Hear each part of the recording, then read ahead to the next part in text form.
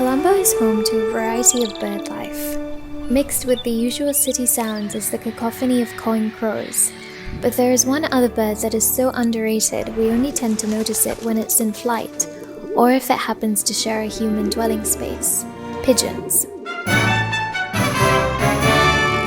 Pigeons, or doves, there really is no difference, aren't the most exotic of birds, so very few people care to look twice at those that inhabit Colombo.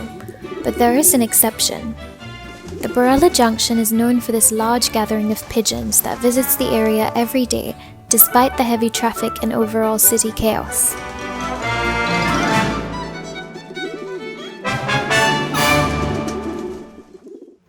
මම මේ දවසක් බණක් ඇහුවා. ආම්දුරු කෙනෙක් මට ඒ ආම්දුරුවන්ගේ නම මතක නෑ. එයා කිව්වා මේ පරයයන්ට මේ වතුරු දෙන එක, කෑම දෙන එක ලොකුම පුණ්‍ය කර්මයක් කියලා. එදා ඉඳන් මම අද වෙනතුරු මම මේ කඩේ හොදලා ඔක්කොම කරලා ඉවරලා මම මේ පරයයන්ට මම වතුරු ටික දානවා. වතුර දැම්මාම ඒගොල්ලන් නානවා, වතුර බොනවා. ඒක මට මාර ඒ දවසට මට මාර සතුටක් එනවා. ඒක දරා ගන්න බෑ. This is Samantha Jayasinghe. He works at a small shoe shop at the Borella junction right behind the large Buddha statue. For the past 10 years, Samantha and a number of others who pass through Borella have been feeding an ever-growing flock of pigeons who arrive there every morning. මෙතනට දැන් හිතා ගන්න බැරි විදිහට පරයුව ආවා. ඊට පස්සේ දැන් මේ පන්සලේ ආම්දුරන්ට මම කිව්වා. පන්සලේ ආම්දුර බෝඩ් ගැහුවා. කවුරු හරි මේ පින්නට දහමට පරයයන්ට කැම දාන්න කියලා. ඊට පස්සේ මේ බැලුවා මේක පුණ්‍ය කර්මයක්. උඩ මම හිතුවා මේක තමයි අපේ ජීවිතේ තියෙන දාන්නේ මේ විදිහට. අපිට ලොකුවත් කමක් නැහැ. අපිට කරන්න පුළුවන් නේ පොඩි දෙන්නේ. But where did these pigeons come from, and why are they here? Our search for answers led us to a local expert who specializes in bird evolution and their molecular ecology, and a fascinating discovery. Actually, we are right now working on a manuscript which specifically deals with pigeons. We looked at, with a collaborative team, we looked at about 1,000 different colonies of pigeons across the globe.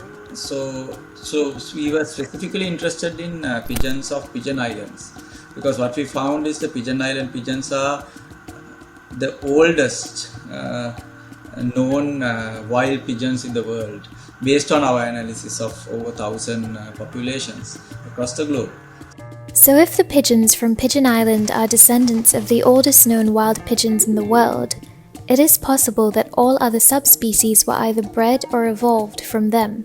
This particular species in Borella is known as Columba livia, or the rock pigeon, and is also found in other places of the world, ranging from New York to Mumbai.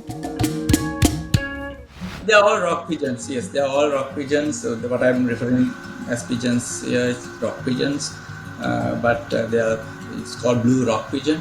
So it's a species that associate with precipitous edges and caves and coastal regions. But now our cities are basically precipitous ridges. You have no trees and very sharp and very steep structure. So that's what they like. So that's why they are attracted to towns. Having possibly originated from Pigeon Island, these birds spread across the world a long time ago, perhaps even before the first records of domesticated pigeons, from about 5,000 years ago in Mesopotamia. Pigeons are known as symbols of peace and were also used as messengers in the past. Pigeons who were sent out and never returned would find new roosting spots in port cities that ships docked at, like Trincomalee, Hambantota, Mana and Jaffna, which is how it is believed that Colombo became home to a pigeon population. So those ports were there since the times of the maritime Silk Road. So the pigeons theoretically should be there during that time onwards. Another explanation can be that there are small populations of pigeons scattered across Colombo, and then when the conditions are right, they explode, and when the conditions are not so good, they shrink. It's the same with crows. When the garbage, like if there's a new garbage dump, suddenly the crow numbers goes up. And if they started to manage the garbage dump better, then the crow population goes down. In a sense, people have created the necessary environments for creatures like pigeons to thrive in, explaining why pigeons love chaotic urban environments like Borella, Kelania and Gambaha, where flocks of these creatures are not an uncommon sight.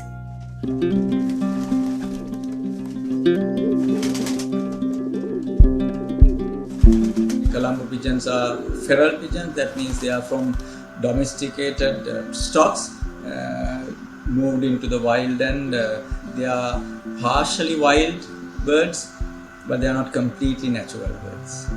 For pigeons, they mostly need good roosting places, buildings that has access, that they can access.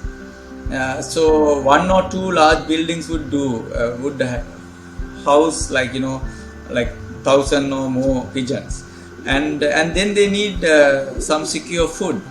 But getting food in Colombo is easy. They need very simple requirements. What they really need is a cave.